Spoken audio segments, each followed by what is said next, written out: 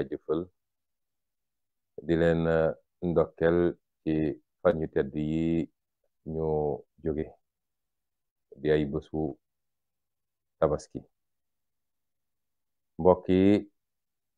ñu réew Sénégal mi ngi dund jamono ci ay jamono yu gën a lënt ak yu gën a doy waar ci bi mu sosoog léegi en tant que réew mu am indépendance waxuma sax jafe-jafe yi nga xam ne kenn ku nekk ci ñun ñu ngi koy dund ci wàllu koom-koom ndaw ñi amuñu liggéey mag ñi njëgi seer nañu seeraay boo xam ne seen dépense matut paju mi xaw naa doy waar ak yeneen te loolu yépp dara waralu ko lu dul lajj gi nga xam ne ki ñu dénk réew mi diirub fukki at ak ñaar lajj na ko ci liggéey bi ndax njuumte gi mooy jàpp ni dem lépp xaalis bu bari boo xam ne suñuy sëta ki sëtaat dinañ ko fay ngir tabax benn autorail wala tabax benn BRT wala tabax ay immeuble ak ay stade jàpp ni loolu mooy koom-koom réew jamono joo xam ne mbay mi nërmeelu na càmm gi nërmeelu na géej gi jaay nañ ko ba napp amatul amuñu ay industrie yoo xam ne moo war a mën a transformer la ñuy liggéey te loolu mooy andi valeur ajoutée mooy yokk ci koom-koom waaye loolu it mooy tax ba ndaw ñi mën a am liggéey lajj googu mu lajj moo teg coono askan gi waaye bi gën a doy waar mooy jafe-jafe yi nga xam ne tey andi na njàqare ci sénégalais bu ne te mu lalu ci politique ñu fas yéene ci waxtaan ak yéen ci tuuti jafe-jafe yooyu nag dara waralu ko lu dul ki ñu dénk réew mi mu fàtte ni dañ ko dénk jàpp ni da ko donn wala lu mu jënd la ci marché muy moomeel ba tax nag dañ ko dénkee réew mi ba léegi ci fitna la Sénégal dëkk kuy sénégalais rek war nga nangu ni juróom-ñaari at yi li fi xew ci fitna boo dajalee li ñu doxoon diggante bi ba 2012 boo ko dajalee tollul noonu mai 68 événement 62 yi 88 93 2011 yooyu yëpp boo ko dajalee li fi xew ci fukki at ak ñaar yi moo ko gën a tar lan moo ko andi mooy benn dong ci 17 millions de sénégalais ñu dénk ko mu foog ni moom ku wax mu tëj ku wax mu dóor ku wax mu tiire bal ñu nga dee opposant bu yëngatu muy xaw koo ragal ne xaaral ma faagagal ko xaaral ma complot ko xaaral ma fexe nu ma koy yóbboo kaso lii rek moo andi fitna ci Sénégal gisin googu nag mu am lal ko ci coxor goo xam ne kuy sénégalais xam na ko ndax nit bu soxor boo ko gisee xam ko lal ko ci li tubaab di wax rancune mooy fayante diw daf ma contre faw rek ma faagagal ko moo xam homme d'affaires la moo xam sëriñu daara la moo xam ab sëriñ la wala ab étudiant la wala ab journaliste la képp ku ne man ànduma ak moom gis naa neneen rek mu ne tey ma rey la te loolu du màndargam jiit dafay yaatu di jéggale di jàllale loolu moo ñu andi ci lii ñu toll nii ba lan mooy conséquence yi mbokk yi lu mat juróom fukk ci ay bakkan ci ay gone yu ndaw a ndaw rot na fi diggante mars 2021 ak juin 2023 lim bi bari na de takku na benn bakkan rek bu rotee dafa mel ni àdduna yëpp lañu faat barki démb bu bakkan rotee ca France ka jiite France dafa génn wax ak waa France ca saa si la génn ñun de bii mujjee nii ñaar fukki bakkan ak juróom-ñeent ñoo rot ba léegi ki nga xam ne moo jiite réew mi taxawul jàkkaarloog askan wi wax ak askan wi massawu leen balu leen taxawul jàkkaarloog waajur yi jaale leen. loolu mooy ñàkk a wekk sa askan ci jamono joo xam ne ma ngay dem ba Ukraine nga xam ne 8000 kilomètres d'ici ñu jox ko ay sondel mu naan day rendre hommage ña fa dee ca guerre ga. naam lu baax la sax waaye nag balaa ngay laax jaay wax dëgg yàlla sa réew mii nga dëkk ñu jiital la mbir am nga génne alkaati yi ñu tiire ci kaw nit ñi ñaar fukki bakkan ak ñeent rot ci ba tey jii ñaar fukki fan ak juróom ñaar tegu na ci tey jii yeyoo yàbbi wax ak sa askan mu toog ba tey mu ne suba dina jàkkaarloog yéen pour wax ci mbirum politique ci war mbirum mandat loolu ñàkk a wekk sa askan weesuwut loolu li tubaab di wax mépris.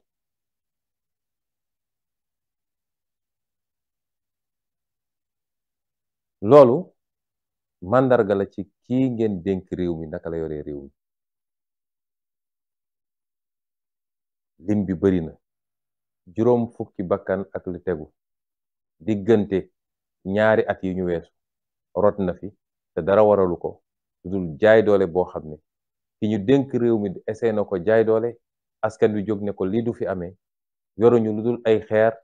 mu jël ay ngànnaay boom leen tiire seen kaw. kon li dafa wane ni ñun amuñu président de la république ndax président Macron de bi mbir mi amee ci saa si la génn ne benn xale warul dee ci anam yu mel ni ba pare ci saa si procureur de la république bu uteeg ñii fi nekk nga xam ne procureur Macky Sall lañu ñu ne Macky Sall dafa dem seeti dans les poubelles de la justice dafa dem seeti ci mbalitu justice bi pour tànn ci ñenn ñi mu seppi ñii mu jox leen procureur général ñii mu jox leen juge d'instruction pour ñu defal ko li mu bëgg. waaye gis nga France ba mu fa amee ca saase la procureur jóg daal di jël dossier bi ñu jàpp alkaati bi tiire ne ko waroo woon tiire parce que xale boo xam ne yorul ngandaay yorul dara nga tiire ko loolu faute grave la daal di yóbbu ko mandat de dépôt.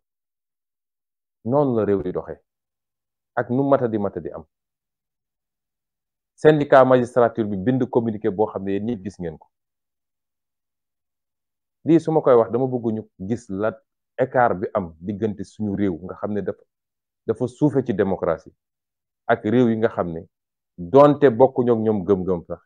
waaye am nañu ay principe ay valeurs yu ñu gëm moo tax li ñu dese ci liggéey bari na. kon maa ngi dellu jaalewaat mbokku xale yi nga xam ne seen bakkan rot na di leen wax ni bokk nañu ak yéen tiis bi bokk nañu ak yéen naqar gi ñu ngi ñaanal way dawlu yi yàlla na yàlla xaare leen kër yu yaatu ya ci barzak yu sedd yi ubbil leen seen palanteer ñu jàkkaarloog seeni kër àjjana donte gëm naa ni looloo am ndax man dama gëm ni nañ leen faate daf leen setal wicc ci baakaar ñu dellu fekki seen boroom ci ni ñu juddoo woon ña leen faat nag ñoo yenu seen baakaar man lu ma gëm la waaye jullit ñaan la am kon ñu ngi ñaan yàlla xaare leen aljana ak këru barzak bu yaatu dina wax ni bokk nañu ak yéen tiis bi naqar bi métti nañu ba fu métti yem waaye di leen wax ni seeni doom war ngeen am fierté ci ñoom ndax nañuy xoolee saaba ya ak nit ñu baax ña daan xeex ngir dëgg bët boobu lañ leen war a xoole demuñu sàcc ñu tiire leen bal ñu dee defuñu lu ñu warul def waaye dañoo am gëm-gëm ci seen réew xam ni ñoom ñoo war a xeex ngir seen réew baax ba faw mënoon nañu fàq jël gaal ne ñoo ngi dem Europe waaye dañu ne dañuy toog xeex fii suñu réew ndax réew mi lañu war a defar ba mu baax ñu toog fi séddoo wërsëg gi kon ku daanu ci loolu ngàcce gàllaama yow ki la daaneel moom moo des ak ay problème waaye di leen wax it ni amoon nañ yéene ñëw jaale si leen te dinañ ko def ndax jaay doole gi nga xam ne moom lañ ñuy jaay doole ba tëj suñu koñ ne kenn du génn te teguñu ko fenn moo ñu tere ñëw pour le moment waaye niñ ko defoon ci 2021 kenn ku nekk am nañu yéene sol suñu dàll ñëw ba ca kër ga jaale la massawu la bokk ak yow naqar gi rax ci dolli it ni bu ñu nekkoon ci réew mu normal famille bu nekk boo xam ne tey teg nañ ko lorange bi nguur gi dafa waroon a jël ndàmpaay gu duuf gu duun teg ko sa loxo naam remplacé wul bakkan bi nga ñàkk waaye diine gi ñu gëm sax ñun diine yi ñu gëm bopp dafa ne ku rey te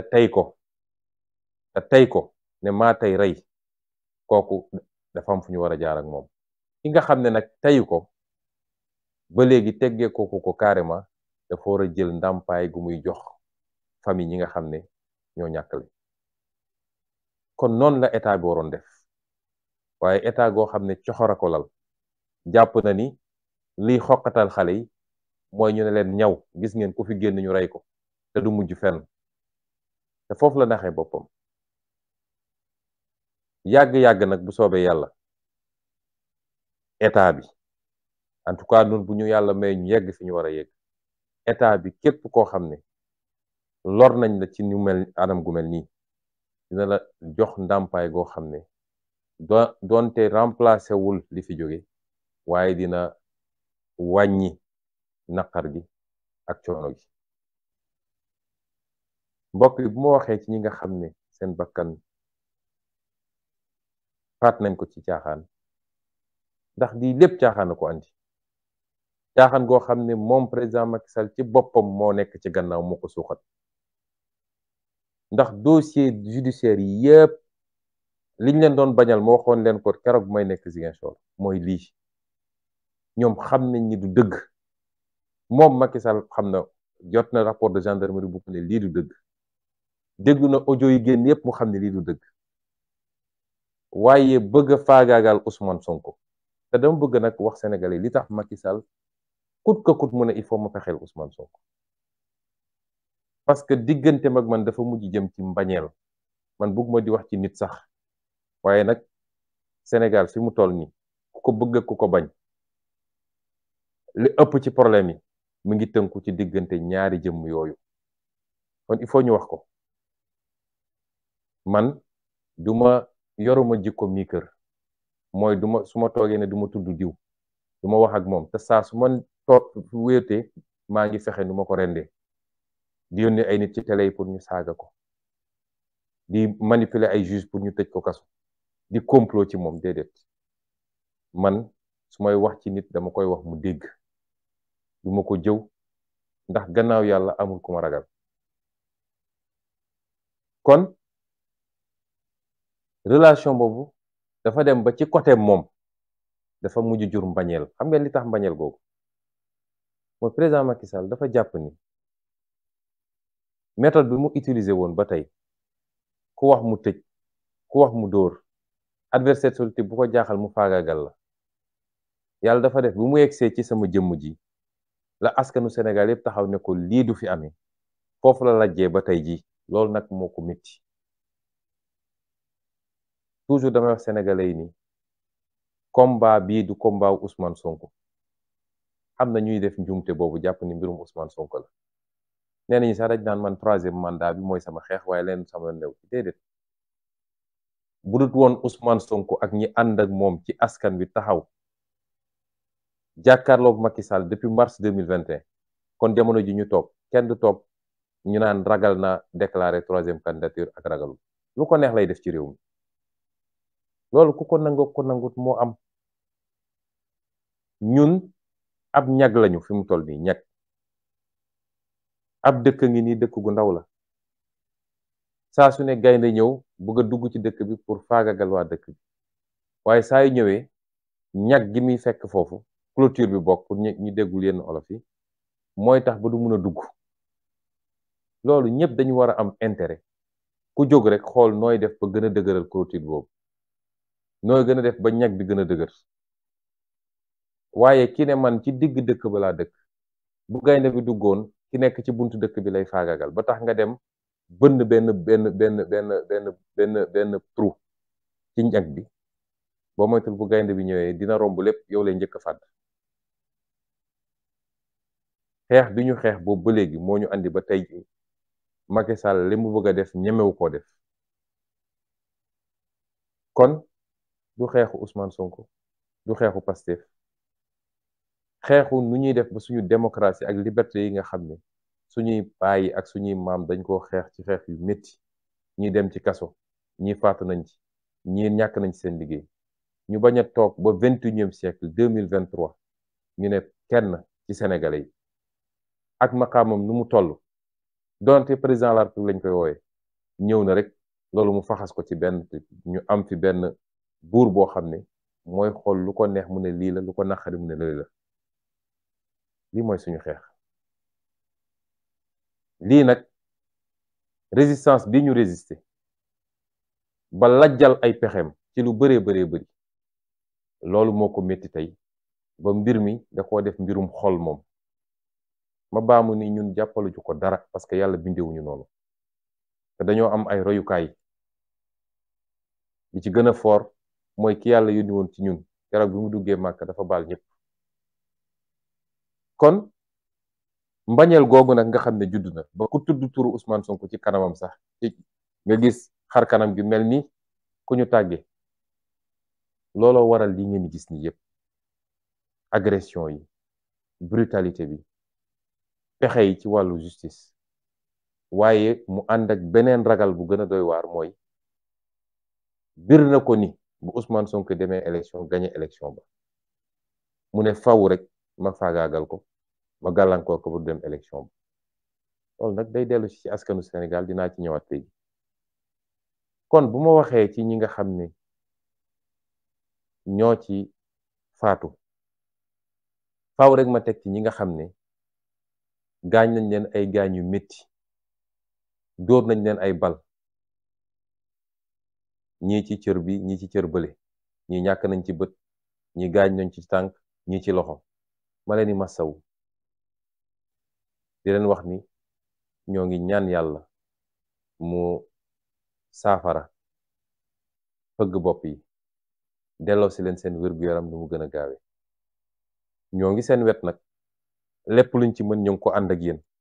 ci paj mi ak ci jënd garab yi di leen wax waaw leen góor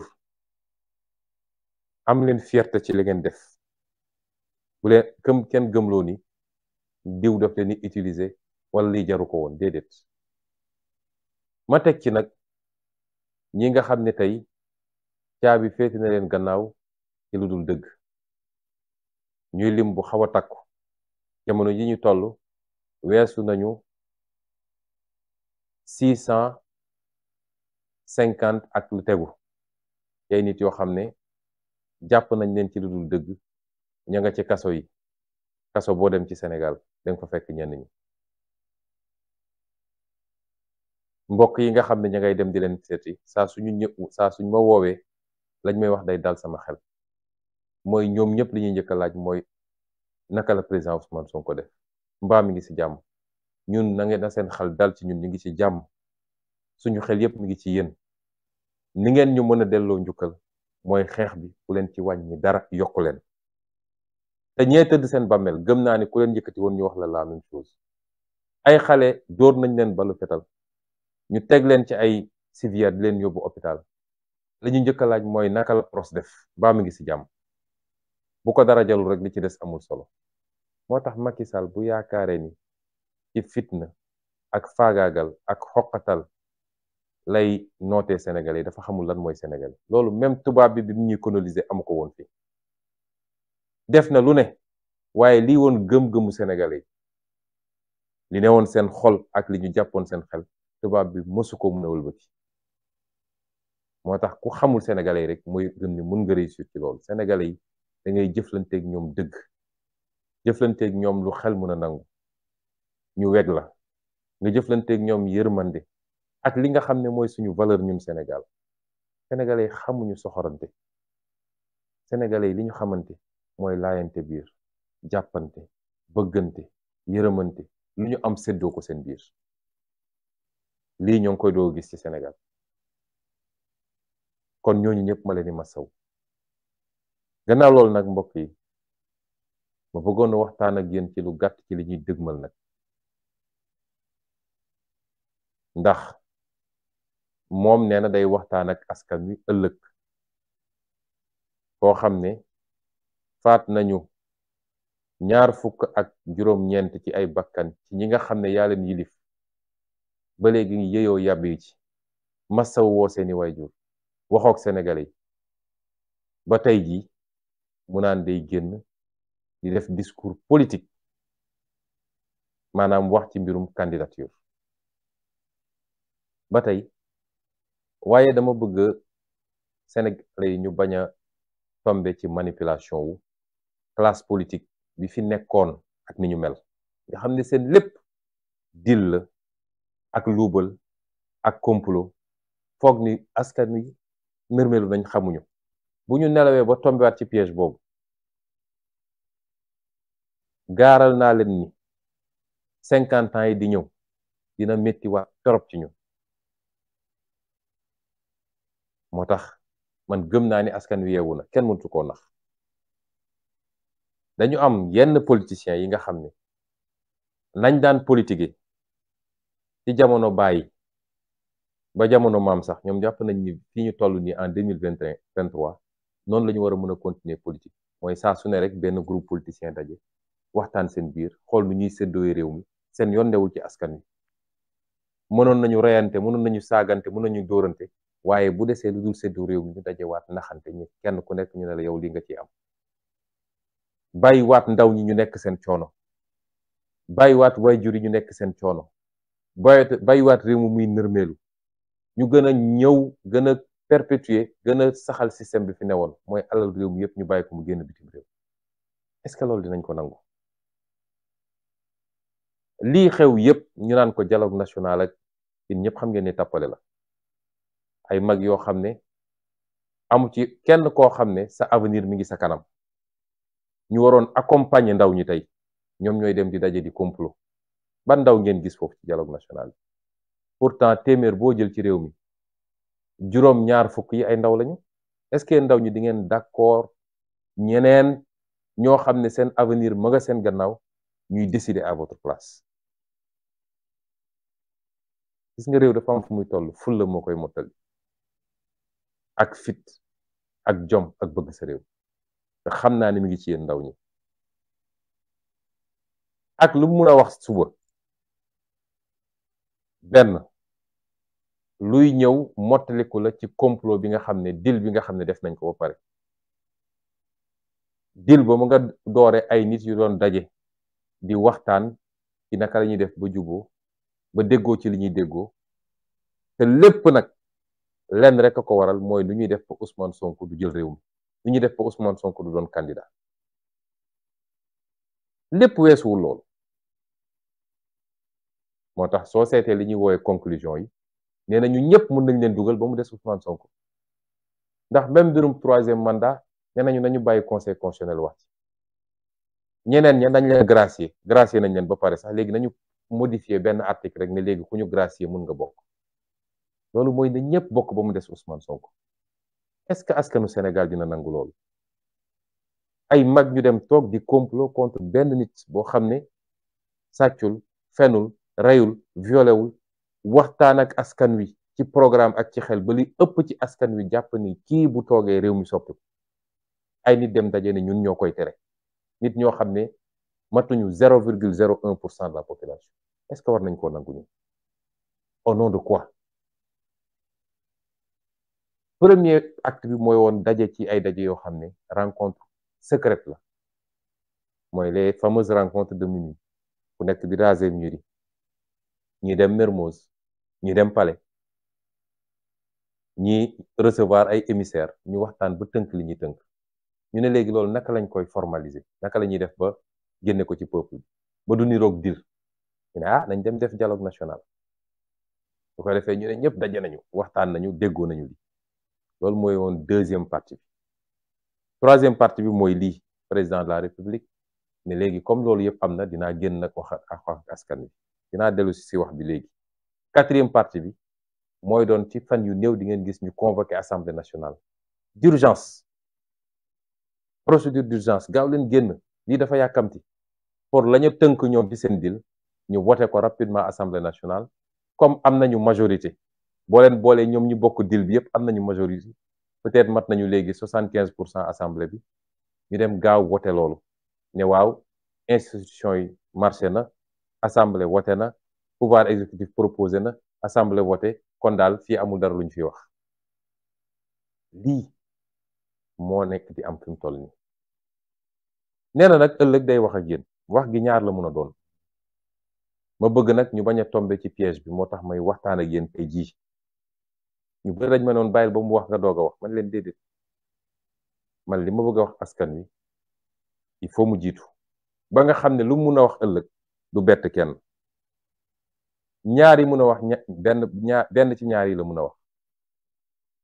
imma mu ne candidat la wala mu ne duma candidat imma mu ne candidat la wala mu ne duma candidat bu dee nag dafa ne candidat la suñ koy jàngat delloo ko ci dil ba mooy ñoom ñëpp dëppoo nañu ni ñoom ñëpp war nañoo mën a nekk candidat ba mu des mennum Ousmane Sonko parce que du Macky Sall rek moo ragal candidature Ousmane Sonko de bëri na ñoo xam ne bëgg nañu yóotu réew mi wala yàgg nañ koo yóotu te yàlla xam nañ ni dayo bi Ousmane Sonko am tey ci politique yàlla mayu leen ko ñu jàpp ni bu Ousmane Sonko demee amuñu benn chance ñooñu dañoo bokk bëgg-bëgg ak Macky Sall kon muy firndeel benn parti ci deal bi mooy ñun ñëpp mën nañoo dem ba mu des kenn ci ay complot ci tappale ñaareel bi mooy mu ne man duma candidat te nañ ko sóoraale lu mën a nekk la ko am seetlu di nga ko boole ci possibilité yi moo xam 50% la wala 40% la wala 70% la waaye lu mën a nekk la loolu it soo ko delloowee ci deal bi ci complot bi li muy firnde mooy wala liñ ciy jublu mooy dina ne man su ma nekkee candidat boo moytul réew mi dina métti trop te bitim réew yëpp ngi ma teg bët gis ngeen li xew barki démb parlement européen bu ma yónnee ndawam soosu mu dem di nar ay nar yu kenn xamul waaw ay terroriste ñooñu sonk ay nangam tubaabee toroxal ko fa toroxal bu doy waar waaye bokk na ci li ko tubaab bi wax mooy waxu 3e mandat boobu nga xam ne waroon na leer bu yàgg ñu dalal Sénégal te Macky Sall bëggu cee wax kon àdduna bi yëpp a ngi koy xool ci 3e mandat réew mi fukk yoo jël juróom-ñeent yi ànduñu ak 3e mandat mu xam nag ni loolu mën naa jafe mën na am mu taxaw ne leen man dootuma candidat waaye lim ciy jublu ba tey mooy jàpp na ni bu ne man dootuma candidat ñu bari ñoo xam ne ñi ngi taxawoon di waajal xeex keroog bu ne candidat la dinañ ne léegi sama yoon new ci bu ko defee mu isolé Ousmane Sonko ak Pastef dañ naan bu dee problème mu benn candidature rek la jaru ko ñun nekkuñu fi pour xeex pour candidature Ousmane Sonko comme Macky nee na du candidat rek li ci des suñu yoon newu ci lii mooy calcul yi moo tax benn boo ci jël rek ci tënk moo nga dellu ci objectif boo xam ne benn objectif rek la mooy président Ousmane Sonko warul nekk candidat en février 2024 may laaj nag mbokku Sénégalais yi parce que du problème mu jëmmu Ousmane Sonko déedéet donte dama liggéey li ma liggéey ba tollu fii ànd seeg ñi jàpp ci liggéey bi ba ñuy door matuñu woon fukk ci néeg bi ñuy taxawal parti bi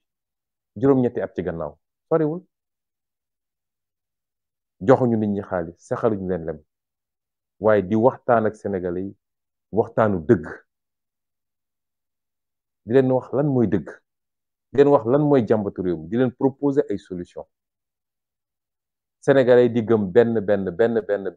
ba tey ñu nekk ay millions ñu daj ci lu nekk nag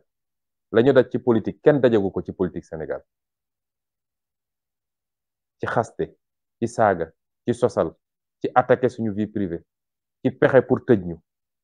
ci violenter ñu ci rey suñuy militant ci tëj suñuy militant amul kenn ku ko daj. waaw est-ce que dinañ nangu loolu yëpp ñu daj ko ba ñëw ba cappaandaw ba benn nit rek toog woo ay nit ñu complot ñu ne loolu dañ koy faagagal buñ ko nangoo de dafa mel ni wor nañu ñi gëmoon projet bi di xeex ba seen bakkan rot ci dafa mel ni wor nañu ñi ci gaañu wor nañu ñi ci nekk ci kaso yi waaye warante nañu ñun suñu biir du jëmm Ousmane Sonko dañu yàgg wax ni ñun projet la ñu gëm mais du nit mais dafa am loo xam ne combat de principe la bu ñu nangoo Macky Sall mën a jóg ne man may tànn ku ma neex waaye du askanu Sénégal mooy tànn bu yóbboo ëllëg bu xëyee ne maa ngi tas parti bi ñu toog seetaan ko bu xëyee ne damay def 3e mandat 4e mandat 10e mandat ñu toog seetaan ko bu toogee ba mu neex ko mu ne diw neexuma dem leen jël tëj ci kaso bi wala diw neexuma dem leen barricade quartier kenn du génn nañ toog seetaan ko mbokk yi gor lay doon gor day judd ci gor màgg ci ngor dee ci ngor waaye gor mënul doon gor lundi mardi mu nekk jàmm mercredi mu dellu soit nekk gor loolu mënul ne man nag gëm naa ni askanu Sénégal askanu gor la ca ëpp ci askan wi gor lañu amul benn peuple boo xam ne lépp maase waaye man gëm naa ni li ëpp ci askan wi ay gor lañu ñu yar leen ci ay principe yoo xam ne dañoo judd di ko dégg ba tey jii jom fulla fayda kersa kóllëre ak yeneen loolu mooy Sénégal loolu la suñu maam yi doon jiital ca ba ñuy nekk ceddo balaa sax diine di ñëw ndax nun dañuy wàcc yoon déedéet moo tax faw rek ngeen fàttalikuñ ak lum leen mën a wax suba weesuwul mi ngi dugg ci cadre seen deal ak seen complot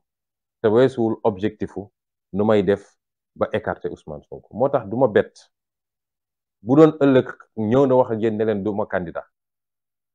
pour moom loolu dina permettre mu isoler Pastef ak Ousmane Sonko mu ber leen ba ñeneen ñëpp ba ci association yi fi am dajale ñu bëri ñu naan dañuy xeex contre le 3e mandat ñëpp ne léegi suñu yoon newul ci détenu politique suñu yoon newul ci naka la ñu def ba écarter Ousmane Sonko ci candidature bi suñu yoon newul ci nit ñi ñu rey ñun daal comme pour Macky nekkul candidat rek ñun ñu ngi dem tool da ngeen ci bàyyi xel loolu mooy objectif moo tax duma bettit immédiatement après mu relancer la machine judiciaire soo gisee ba léegi mu barricade koñ bi bu defee loolu jàpp na ni am na lenn ci sénégalais yoo xam ne anesthésié na leen mooy pikiir na leen pikiiru nelaw ba ña ngay nelaw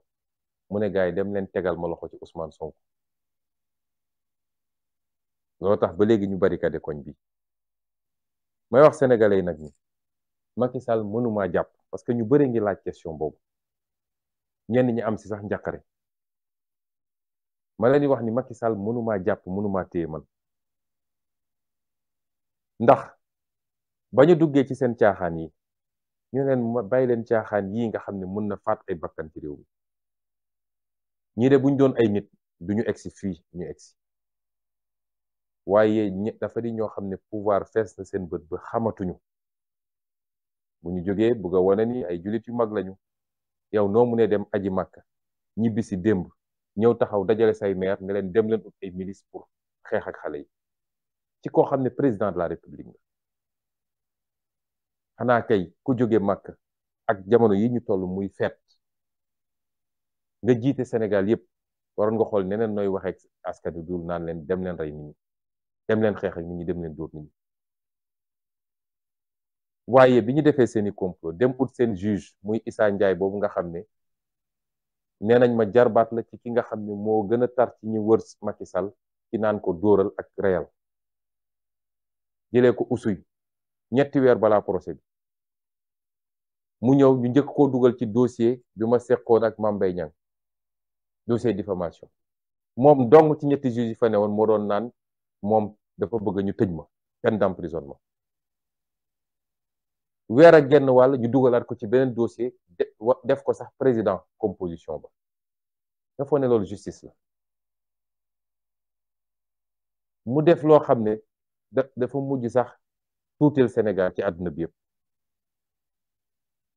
ñëpp gis ko nga ne nit ki dafa siif dafa yoroon gànnaay di menacer ñu dem nit ki teewul avocat teewul amoo benn preuve bu mun a firndeel loolu nga ne loolu defu ko ba pare dem inventé leneen ba di fen ngeen jéggal ma ci kàddu Issa Ndiaye dafa fen ndax li mu wax loo docteur Alfousseyni Gaye waxu ko ba kooku bind communiqué ne moom musul wax loolu juge buy fen pour motiver benn décision moo tax li xew nii am na juróom-ñetti juge yoo xam ne ñoo rey lu Sénégalais te dinañ génne seen tur ak seen photo ñëpp gis ko ñoom ñoo rey lu Sénégalais dañuy wax justice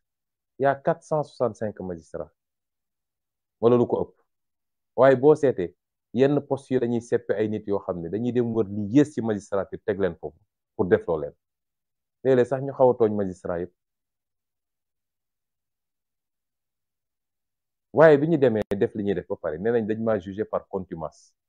ma leeral Sénégalais ni contumace mooy koo xam ne dañ koo jiñ ne moo def ñu wër ko àdduna bi yëpp gisuñu ko kenn xamul fu mu nekk ñu ne kon danañ ko jugé ca ba mu fi nekkul waaye jugement boobu c'est pour rek parce que ci wàllu yoon dafa am lu ñuy wax prescription mooy bu ñu toogee ab diir bu ñu nee diw def na lii ñu toog ab diir jugé wuñu ko day ñaan loolu mënatuñ ko ci toppee ñu ne pour loolu bañ a am nag ki ñu wër fu ne gisuñu ko dinañ ko atte ndiggandiku la daanaka presque mbokk yéen ñëpp xam ngeen bi ñuy def seen jugement man dawuma génnuma réew mi maa ngi woon fii ci biir réew mi ñoom ñëpp xam nañ ci ma nekkoon may génn def samay déclaration kon contumace waruloon mën a am te loo xam ne nee nga contumace la waaye peine bi nga mujj prononcé du peine criminelle peine correctionnelle sax la pour wane rek ñoom ni ñu jaxasoowee waaye li gën a am solo yoon dafa ne article 341 code de procédure civile dafa ne nit bi nga xam ne dañ koo atte ci contumace déglu leen ma bu baax de dafa am solo nit bi nga xam ne dañ ko atte ci contumace mooy neewu fi gisuñu ko ñu ne atte nañ ko te ba jamono jëm fi nekkul saa su mu feeñaatee saa suñu doxee ba mu génnaat moo xam moo ñëwal boppam ne leen maa ngi nii wala moo xam ñoom ñoo dem ba gis ko teg ko loxo yoon dafa ne immédiatement à la seconde près jugement boobu nul na jugement boobu amatul jaas na kon jugement boo xam ne nul na su dee dafa condamné woon nit ne kii war nañ koo tëj benn at wala ñaari at wala juróomi at condamnation boobu day annulé ci saa si amatul existeetul kon mënoo koo jàpp la ca des kay mooy nga bàyyi ko mu ñibbi këram nga xool yow kañ ngay programmé waat sa procès moo tax may wax ak sénégalais yi Macky Sall bu dee jàpp day am bu ñu ne procureur moo jàpp de Macky Sall mooy joxe ndigal ji moom mooy joxe ndigal ne dem leen jàpp Ousmane Sonko ku xam justice xam ni procureur ci ndigalu ministre de la justice la nekk ministre de la justice ci ndigalu Macky Sall la nekk kon bu jugoon tey ne mi ngi ñëw jàpp Ousmane Sonko xam leen ni Macky Sall moo ko santaane waaye bu ko defoon tey bu dee 8 heures la ma jàppalu 10 heures war na maa fekkaat sama kër ndax amul base pour jàpp ma amul fu mu ko teg ci yoon pour mun maa jàpp benn fan sax waxuma laa mu naan daf may jàpp ay fan yoon li mu wax dafa jugement ba c'est anéanti nul na dañu war a reprendre comme fi ñu commencé fi ñu tolloon foofu la ñu war a reprendre mooy juge d'instruction def na ordonnance de renvoi man maa ngi contrôle judiciaire kenn mënatul annuler contrôle judiciaire bi ndax juge d'instruction bi ma defoon contrôle judiciaire moom dossier bi nangu nañ ko ci loxoom keroog bu mu defee ordonnance de renvoi procureur de la république mënul délivrer mandat de dépôt contre moi étape bi ñu toll président tribunal rek moo mën bu ñu demee ba jàpp date ne procès bi bés sàngam la yoon dafa ne nu mu tuuti ñetti fan balaa procès bi ki ñu accusé dafa war a ñëw présenté wu bu ñëwee présenté wu nag te la président tribunal ne léegi dama koy bàyyi mu dem këram tranquillement bésu procès bi mu ñëw ñu àtte ko wala dama koy téye ba procès bi jeex bu dee condamné wuñ ko mu ñibbi loolu nag nañ ko def saa su leen neexee ndax procès bi bis buñ ko ubbiwaatee du procès Ousmane Sonko de procès comploteur yi la nañu xam lan la ci Macky Sall def lan la ci Mamour Diallo def lan la ci maître Gabisso def lan la ci keneen ak keneen def ndax procès boo xam ne tegoo fa tànk sax ñu setal la ba di inventé leneen keroog bu ñuy taxawaat samay avocat yëpp taxaw ma taxaw di ngeen xam ni sàcc ndënd yomb na lool waaye foo koy tëggee moo jafe kon bis bu ñu nee jàpp nañu Ousmane Sonko te bàyyiwuñu ko ca saasa maa ngi woo askan wi yëpp ñu jóg nañ ko defee woon mars 2021 bañ ma jàppee te teguñu ko ci yoon nañ ko defee ci juin bi ne askan wi yëpp jóg te bii paa nag bu ñuy jóg waxoon naa leen ko keroog ci meeting Parcelles Assainies ba te gëm naa ni ci yoon boobu la ñu nekk bii paa bu ñuy jóg nañu jeexal xeex bi benn yoon parce que mënuñu 6 mois yu nekk 1 an bu nekk mu def li muy def ñu génn ñu faat ci nangami bakkan gaañ ci nangami bakkan ñu demaat toog déedéet bii paa day métti benn yoon rek loolu man maa ko wax muy droit bi nga xam ne peuple bi nga xam ne ñu ngi koy teg lu dul yoon constitution ne peuple boobu am na droit résister résistance boobu laa leen di woo te nag bu leen ci am lu ngeen di ragal ndax lii weesu lii am ci weer wi ñu nekk weer wi ñu génn muy weeru juin jàngat yu bari lañ ci war a jàngat may dalal xelu sénégalais yépp rawatina ndaw ñi Macky Sall amatul sañ-sañ li muy def discours dajale ay maire di wax loolu foofu la koy waxee de maire yooyu Macky Sall ngi leen di dugal ci loo xam ne day dem bàyyi leen fi ak seeni problème te xam ngeen ni attanu leen ko ndax fu commune bu ngeen jë ndaw ñu fa nekk ñëpp ñun lañu àndal xam ngeen ni mënu leen xeex ak ndaw ñi nekk leen seen maire far leen APR def leen seen politique amul problème waaye bu ñu demee ba di leen dugal ngeen naan yéen ay organiser pour xeex ak résistants yi xam leen ni yéen a ngi sa xottu gerte résistance lañu woote te su ma amoon terme bu gën a fort gatsa sax dinaa ko utiliser bii pa bu leen kenn gëmloo way ñii ñooy nitu fitna ñi président de la république bu dajale ay nit pale ne leen dem leen préparer ut ay milice xeex ak xale yi waxoo police maintenir l'ordre waxoo gendarmerie maintenir l'ordre waaye ay nit ngay dajale gannaaw bi nga génnee fi ay milice ñëpp gis ko kon Sénégal yëpp xam nañ fi violence bi nekk ku naa fekkul xam nga fu violence bi nekk ay nag réew mi am nu mu tëree kon nañu waajal suñu bopp ni ñu ko yàlla sante waajal leen seen bopp lu ngeen mën ci doole mastataatum lu ngeen mën ci doole kuwa bu leen ragalati parce que li fi xew àdduna bi yëpp da koo gis àdduna bi yëpp dankaafu Macky Sall àdduna bi yëpp laaj ko ay compte ne ko noo munee génn ay milice ñëpp gis vidéo yi ay milice privé ñuy tirer ci kaw sénégalais yi moo tax milice dootul génn fi man maa leen ko wax mun na toog pale di funki di wax waaye milice dootul génn Sénégal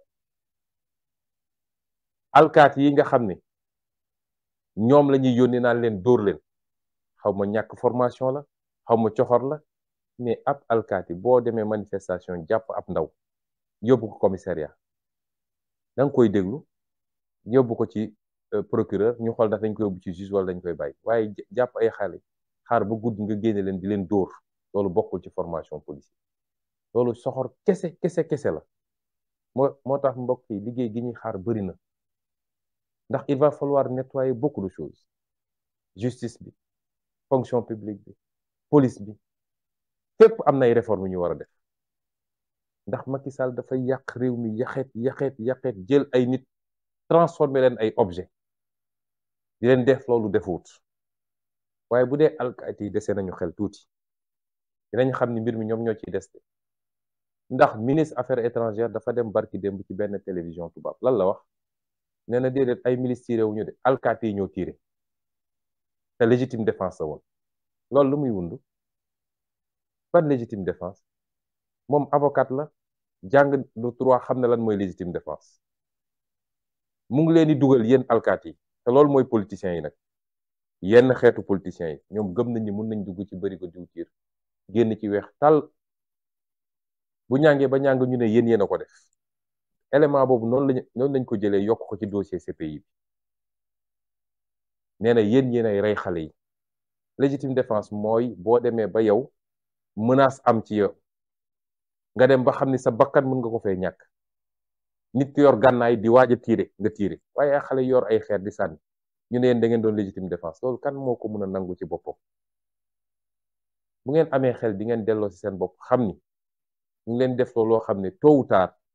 di ngeen rendre compte te àdduna jaru ko ñi ngeen di tiire seeni mbokk lañu ñi ngeen di tiire seeni mbokk lañu seeni rakk lañu seeni doom lañu France ngi ne leen di boy fi mu toll nii donte li andi mbir mi ab policier bu tiire la muy acte isolé waaye bi muy boy dans le cadre du maintien de l'ordre gisoo policier yi génne seeni gànnaay di tiire te pourtant foofoo gën a boy fi fuuf na ngeen delloo ci seen xel te am na loo xam ne bu yàggee askan wi di jël responsabilité am jàkkaarloog yéen kenn du nangu ñu lay tiire comme lapin askan wee leen di fay seen salaire moo leen jox ngànnaay Macky Sall fayu leen salaire de ku ci fayeeku sa 90 000 wala sa 200 000 wala sa 500 000 xamal ni sénégalais ñoo fay seen impôt jox la nga dem fële ñu ne la jox nañ na ordre rek nga fàtte loolu lépp na ngeen delloo seen xel te gëm naa ni alkaati yi ñemeetu ñu taxaw jàkkaarloog sénégalais yi di leen tiire su dee kaso yi dañu am capacité mun naa leen ne fi mu ne nii kaso Sénégal yi attanuñu kenn mënatuñu jàpp kenn mennum Rebeuss moo ci dese tuuti place tuuti kaso yi attanuñu kenn ba ñi ñu mujjee jàpp lan lañ doon def soo demee fu mel ni Mbàkke dañoo mujj dem ut loué benn kër pour dugal fa xale yi ay car rapide lañ doon jël pour ñu jël xale yi di leen jëlee fële di leen yóbbu kaab ba moo tax pexe Macky Sall moo jeex politique répression jeex na bu ñu takkee suñu fit rek bañ a lii feesal suñu bët jàkkaarloog ñoom jàmmaarloog ñoom boo moytul du yeggali mandaam day daw génn réew foofu lañ ci toll waaye doo xeex di xeex ba egg ci cappaandaw bi ngay wàccee sa loxo bu boobaa ñàkk nañu doublement ndax li ñu ñàkk ci ay nit ak ay blessé ak li ñu ñàkk ci kenn ku nekk suñu bopp muy benn ñàkk waaye ñàkkal nañu Sénégal changement bi nga xam ne 1960 ba léegi ñu ngi ko doon xaar ma leen di soññaat ñu gën a taxaw gën a takk suñu digg yeggali xeex bi la may wax toujours Macky Sall moo ñu ameel en waaye ñun jàppalu ñu ko dara suñu xol bi lañ ko doon ñaanal rek mooy mu jekkali nguuram ci ni mu gën a rafete daa di dem moo xam day dem ci international moo xam day dem tëddi këram loolu rek lañ ko doon ñaanal waaye bis bu ne mu def loo xam ne day gën a aggraver kaaw bis bu ne mu def loo xam ne mën na koo topp ndax tey bu ne dafay forcer troisième candidature est-ce que xam ngeen ni haute trahison la parce que moo taxaw jàkkaarloog ana sénégalais yi ci référendum ba ne ñaari mandat kenn mënu ko wees wuluti kuwaat bind ci téeréem ne moom mënul def lu weesu ñaari mandat ku ñu élire président de la République nga taxaw ci sa kanam askan wax te li mu wax dëppoo constitution bi nga ñëw jalgatiwaat loolu ba xeex nar cee am loolu haute trahison la te président de la République lenn lañ ko mën a toppee mooy haute trahison bu ko defee haute trahison la moo tax mbokk yi ñu ngi leen di gërëm di leen sant ci déglu bi waxtaan wi xaw naa gudd waaye contexte bi moo ko laaj di leen wax ni kenn ku nekk ci ñun dafa war a dépasser li tubaab di wax la barrière psychologique de la peur mooy ni ñuy def ba fexe ba dugal ragal ci bopp nit ñi ba kenn ku nekk naan ah su ma defee mbaa wóor na déedéet. bu dee Macky Sall yàlla delloo na xelam mu jaar fi sénégalais bëgg mu jaar réew mi jàmm rek a fi am waaye bu defee safaan wa faw rek ñu jóg taxaw jàmmarloog moom. ci fan yi di ñëw nag dama bëgg askan wi yëpp jógandoo taxaw ñu organiser manifestation fépp ci Sénégal parce que waruñu toog rek di naan dañuy xaar bu dee jàpp na Ousmane ñu génn xeex wala bu dee tere na candidature Ousmane déedéet war nañoo jóg organiser ay manifestation partout ci Sénégal pour que suñu détenu politique yee ñu jàpp di leen métital ci prison yi mu bàyyi leen lu war la kon nañu waajal takk suñu digg jóg. may daaneel nag ci lancer un appel ci armée nationale bi damay faral di wax ni bu amee ab cër ci Sénégal boo xam ne Sénégal yëpp dañoo dëppoo ci cër googu ñëpp a leen naw ñëpp a leen bëgg ñëpp a leen respecté kenn mësu leen critiqué ku leen critiqué sax nit ñi dal seen kaw bu amee cër boobu mooy armée nationale du Sénégal ngalawaay génération armée bii fi nekk rawatina ñi ko jiite bu leen nangu loolu ñu yàq ko bu leen nangu Macky Sall gannaaw bi mu yàqee justice bi yàq administration bi yàq segment société bi yépp lii ci xaalis ku muy joxe lii ci xoqatal ak leneen bu leen nangu mu yàq suñu armée nationale ndax mooy suñu dernier rempart de ñun ñëpp dañuy wax rek waaye armée nationale mooy suñu dernier rempart mooy garantie wu sécurité ak stabilité réew mi te loolu bu amee ba ñëpp naw leen doxalin la goo xam ne ñi leen jiitu woon ci armée dañ koo doxal fii léegi yéen a nga ca fële ci àll ba di xeex ngir réew mi ñu bañ koo xar ñaar wala agresseur jóge ci biti ñëw agressé yéenay suñu roy waay ñun ñëpp bëggoon nañu nekk militaire fii léegi yéen a ngi nekk ci àdduna bi ñu leen yebal ci casque bleu wala casque blanc Nations Unies ngeen dajeek soldaaru àdduna bi yëpp ñëpp naw seen professionnalisme vous faites notre fierté mooy yéenay suñu royukaay waaye suñ leen dugalee nag ci géopolitique intérieure mooy lii xew diggante acteurs politiques yi fii ci biir Sénégal bu boobaa nag yéen a ngi yàq réputation armée suy wax ci li xew ci biir réew mi warul weesu dem ba gis ni yàq am na te kiy yàq mooy président de la république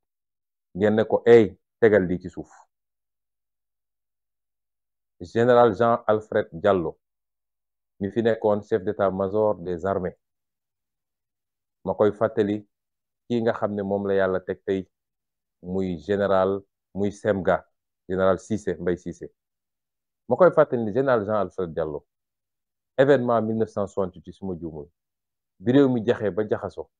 dafa bind benn bataaxal bind ko président Senghor ne ko duñu nangu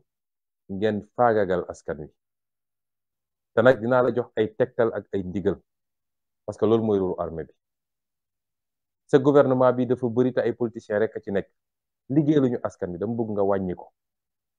gannaaw boo ko wàññee na nga seet ay technocrate ay nit ñoo xam seen xam-xam màcc na ci liñ leen doyee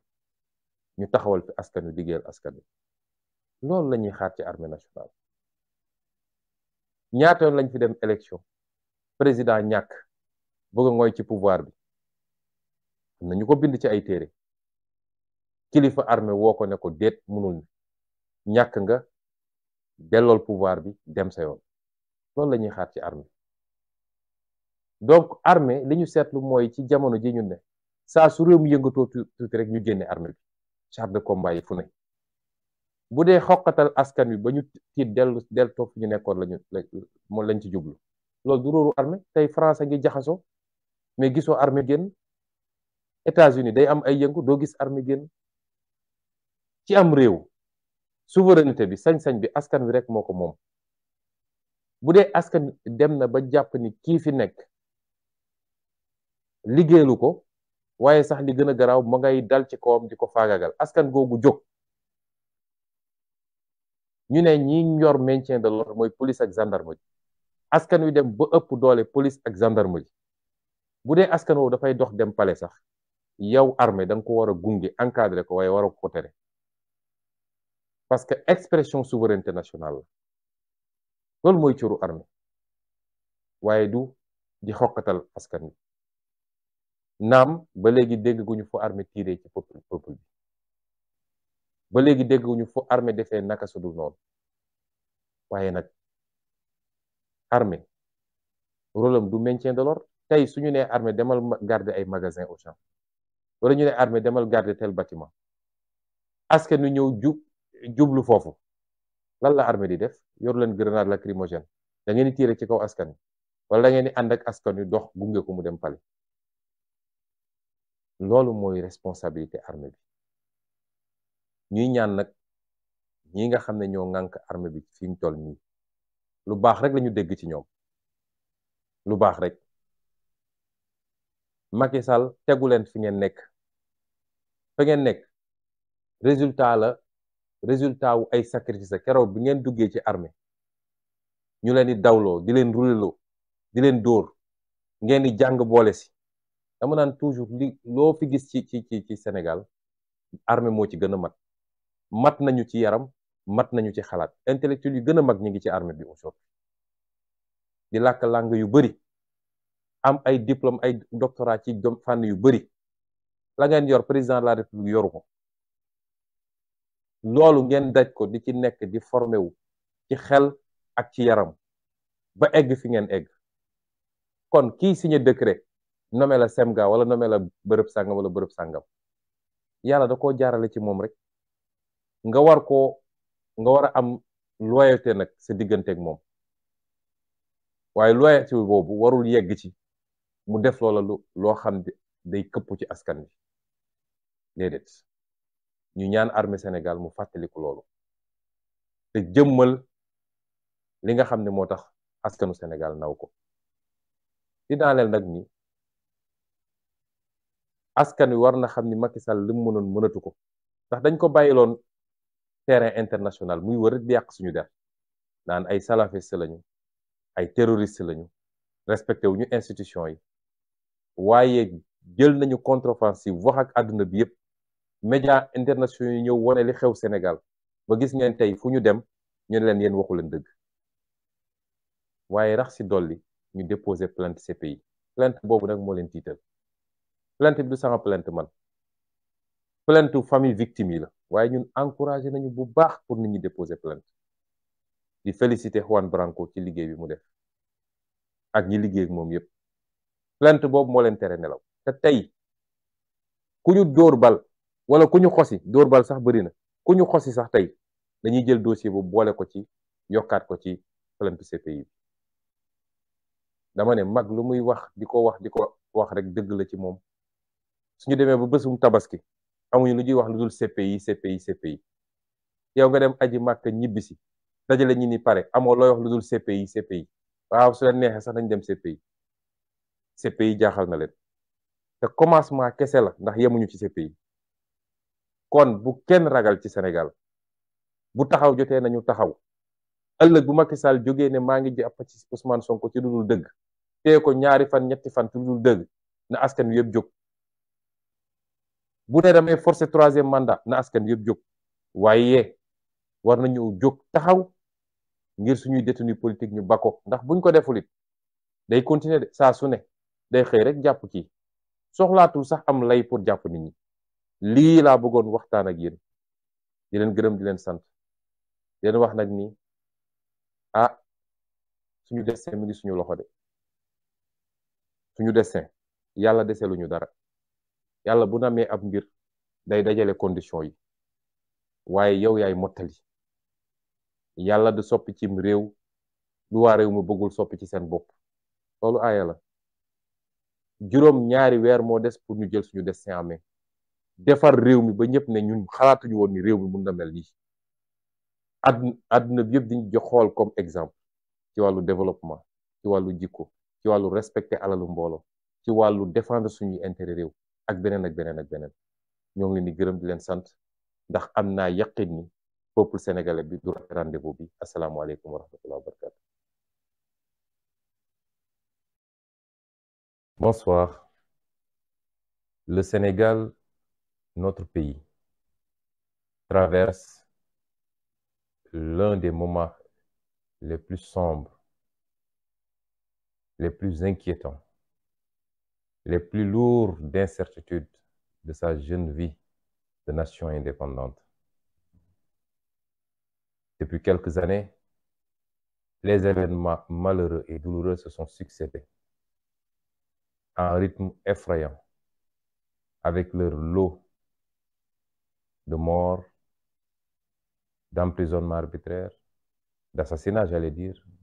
d'emprisonnement arbitraire, de blessés, mais également de dégâts matériels. Tout ceci, chers compatriotes, est dû exclusivement à la boulimie de pouvoir d'un homme et d'un seul, à qui le peuple sénégalais a tout donné, puisqu'il lui a permis, parmi 17 millions de Sénégalais, de pouvoir exercer 2 mandats présidentiels consécutifs. Tout ceci est dit à la boulimie du pouvoir de cet homme, qui ne lésine sur aucun moyen illégal pour réprimer son peuple. Instrumentalisation de la justice ou de quelques magistrats pour procéder à des arrestations arbitraires et en masse. Usage excessif de la force régalienne par les forces de défense et de sécurité, la police et la gendarmerie, mais plus inquiétant encore, par des milices privées à la solde du régime et directement, certainement, de la présidence de la République. Ceci nous a amené à une situation de quasi-chaos. 29 jeunes Sénégalais ont perdu la vie récemment, exécutés à bout portant par des tirs provenant des forces de défense et de sécurité, et certainement également des milices qui sont devenues des supplétifs des forces de défense et de sécurité. Je voudrais commencer ce propos par présenter mes condoléances aux familles des victimes. Je suis extrêmement attristé, et tous ceux qui sont autour de moi nous sommes extrêmement attristés de cette situation, profondément. Personne ne peut mesurer notre douleur face à ces jeunes à la force de l'âge qui n'ont fait que revendiquer des droits sur la base d'une autorisation constitutionnelle à manifester dans ce pays et qui sont retrouvés à la merci de forces de défense et de sécurité qui ont fait un usage injustifié, inapproprié, disproportionné à des armes létales pour en abattre quelques-uns. Rien, absolument rien ne peut justifier ça. Aucune excuse ne peut être trouvée à ces forces de défense et de sécurité. Je suis profondément attristé et je présente une fois de plus mes condoléances à mon nom, au nom du parti dont je suis le président, au nom des millions et des millions de Sénégalais, tous meurtris par cette situation, à ces familles éplorées, et leur dire que nous partageons votre douleur. J'aurais aimé pouvoir me déplacer et venir vous voir chacun dans son foyer, comme je l'avais fait après les événements de mars 2021 pour vous présenter mes condoléances. Mais ma mise sous résidence surveillée, sur des bases totalement illégales également, ou sans aucune base légale, ne me permet pas, pour l'instant, de vaquer à ces occupations et de pouvoir venir vous rendre visite. Le plus choquant dans tout ça, c'est que le président de la République, jusqu'au moment où je parle, c'est-à-dire 26 jours après les événements, n'a absolument pas daigné s'adresser à vous, parents éplorés, pour vous présenter ne serait-ce que des condoléances. Et encore moins s'adresser au peuple pour se prononcer sur ces événements. Ailleurs, pour un seul cas, le président de la République se prononce immédiatement pour condamner. Et la justice se saisit immédiatement de l'affaire pour ouvrir une instruction et procéder à des mesures immédiates. Ailleurs, lorsqu'il y a des bavures policières, ici on ne parle pas de bavures, on parle d'assassinat prémédité par des forces de défense et de sécurité, devenu une milice entre les mains d'un président de la République pour exécuter froidement le peuple sénégalais. Ailleurs, pour des cas de bavure, en Amérique, en Europe, la réaction du président de la République aurait été immédiate. Mais lorsqu'on n'a que mépris et dédain pour son peuple, ce serait trop demander que de s'adresser à ce peuple pour présenter ses condoléances. S'adresser à des familles éplorées pour présenter des condoléances, mais prendre des mesures immédiates pour que plus jamais cela ne se reproduise. Je veux également formuler une pensée pour tous ceux qui ont été blessés, dont certains gravement, qui ont reçu des balles, des projectiles. À tous ceux-là, je formule une pensée et je leur souhaite un prompt rétablissement. Je voudrais enfin également formuler la même pensée solidaire pour ces centaines et ces centaines de frères et de sœurs. Au dernier décompte, nous en étions à presque 700 qui sont aujourd'hui dans les geôles du régime, arbitrairement arrêtés et emprisonnés et renvoyés en instruction pour la simple raison que ils savent que s'ils les présentent à un juge dans le cadre d'une procédure en flagrant délit, ils ne passeraient pas une journée de plus en prison. Voilà le vrai visage du régime du président Macky Sall. Mais je voudrais demander aux jeunes Sénégalais, à la jeunesse sénégalaise de manière générale, à l'ensemble du peuple sénégalais, que ces tentatives d'intimidation par l'usage excessif, le recours excessif à la force, ne vous découragent absolument pas par rapport au combat que nous avons initié ensemble, voilà quelques années. Un combat de vertu, de principe, un combat pour la reprise en main de notre destin national, un combat pour la fin de l'impunité, de la corruption, un combat pour une bonne redistribution de la richesse nationale. Il n'y a pas d'autre voie pour le Sénégal et pour l'Afrique plus globalement. Et notre génération doit impérativement gagner ce combat. Autrement, nous allons continuer à nous enfoncer dans les abîmes du sous-développement pendant que le monde décolle.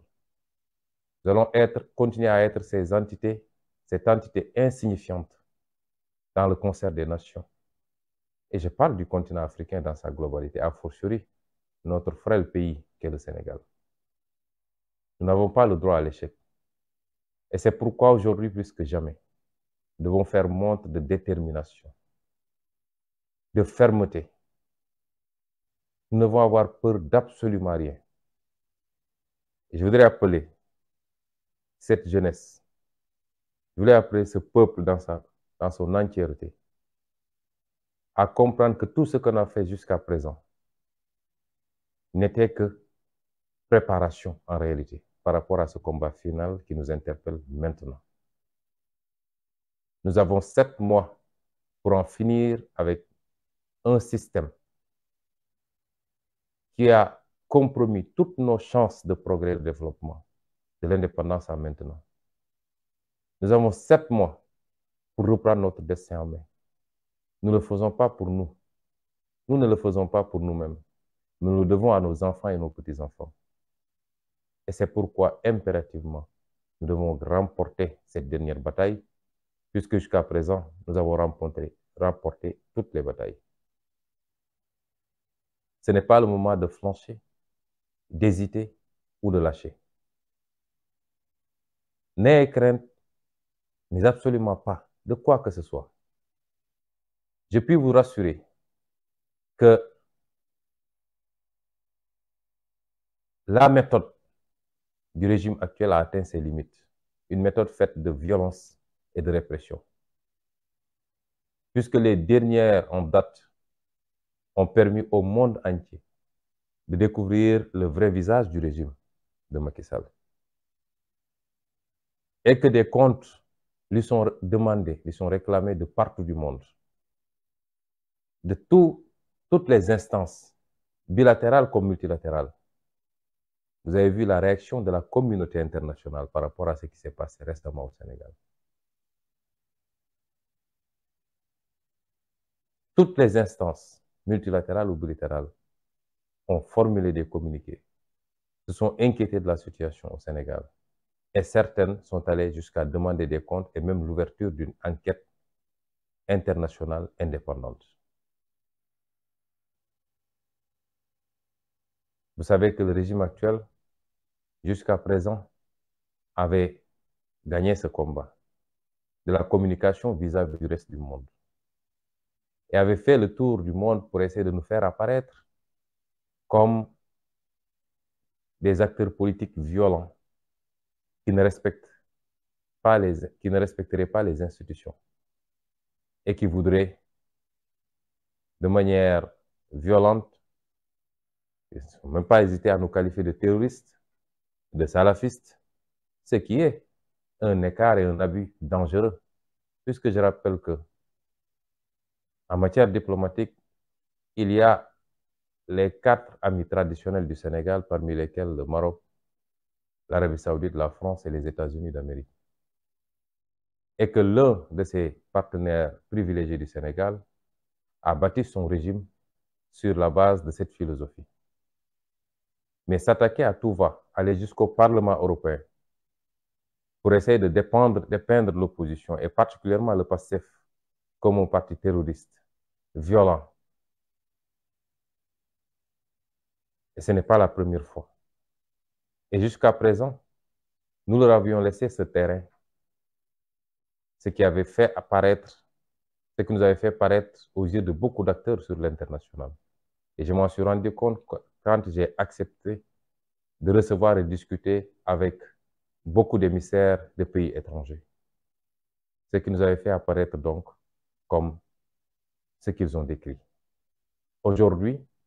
le monde a pu ouvrir les yeux subitement sur le Sénégal et a compris que ce monsieur qui faisait le tour du monde pour jouer au grand médiateur, qui voulait apparaître comme le grand timonier de l'Afrique, un dirigeant hors pair, d'un pays connu pour sa stabilité politique et sa démocratie, eh bien, le monde entier a découvert aujourd'hui qu'il n'en était absolument rien. Et cela est une grande victoire. Qu'il n'ait pas eu le courage de se prononcer et de s'adresser à son peuple après la tuerie sauvage de 29 jeunes Sénégalais, pour aller ensuite se promener en Ukraine et déposer des bougies, est symptomatique du mépris, du dédain que ce monsieur éprouve pour ce peuple qui lui a tout donné. Et c'est pourquoi je dis à ces jeunes, n'ayez plus crainte de quoi que ce soit. Je puis vous assurer, au-delà des discours que vous entendez, que jamais plus le président Macky Sall ne sortira des milices dans ce pays pour s'attaquer à vous en cas de manifestation. Jamais plus. Je peux vous assurer que sa politique de répression carcérale a atteint ses limites parce qu'aucune de ces prisons aujourd'hui ne peut plus contenir des détenus politiques. Toutes les prisons sont pleines. Je peux vous assurer que ces forces de défense et de sécurité, qui ces dernières années ont été complètement dévoyées de leur mission pour être au service exclusif de la répression politicienne de Macky Sall, ils regarderont à plusieurs reprises avant de réprimer sauvagement et de tirer à bout portant sur vous. La peur est dans l'autre camp. Et ce qui en atteste, c'est que depuis quelque temps, même en pleine fête de Tabaski, Il n'y a qu'un mot dans leur bouche et dans leur discours, c'est CPI. Parce qu'ils ont peur. Ils savent très bien la portée de cette plainte extrêmement bien faite, extrêmement détaillée et documentée. Ils savent la portée de cette plainte sur leur avenir. Ils savent très bien qu'ils ont été découverts, mis à nu, par rapport aux actes criminels qu'ils ont posés sur un peuple désarmé. Ils savent très bien qu'au-delà de l'image internationale désastreuse à laquelle qu'ils renvoient aujourd'hui à la communauté internationale, que ces procédures devant des juridictions internationales ou étrangères, parce que ça ne se limite pas à la CPI, que ces procédures iront à leur terme, s'il plaît à Dieu. Et c'est pourquoi il ne faut pas avoir peur. Nous devons continuer et finir ce combat. Chers compatriotes, le président de la République ou le président de l'Alliance pour la République a décidé de s'adresser à vous demain. Je veux vous prévenir, puisque nous avons une certaine classe politique qui pense que les méthodes politiques des années 80, 90 et même 2000 sont encore valables aujourd'hui, en 2023. Ils n'ont pas compris que le peuple sénégalais est un peuple lucide, mature, que personne ne peut manipuler aujourd'hui. Les deals et les combinaisons politiques d'une certaine classe politique, pour ne pas me répéter, qui, après s'être retrouvés en sourdine et en coulisses pour élaborer des schémas qui tournent tous autour d'un seul impératif, c'est-à-dire comment invalider la candidature de Ousmane Sonko, cette même classe politique, appuyée par une certaine société civile, s'est retrouvée au Palais de la République pour soi-disant organiser un dialogue national, dont le seul objectif, c'était comment faire pour écarter le président Ousmane Sonko de la course à la présidentielle de 2024. Et ce qui va se passer les prochains jours n'est autre que la pose du dernier acte pour finir ce complot contre ma candidature.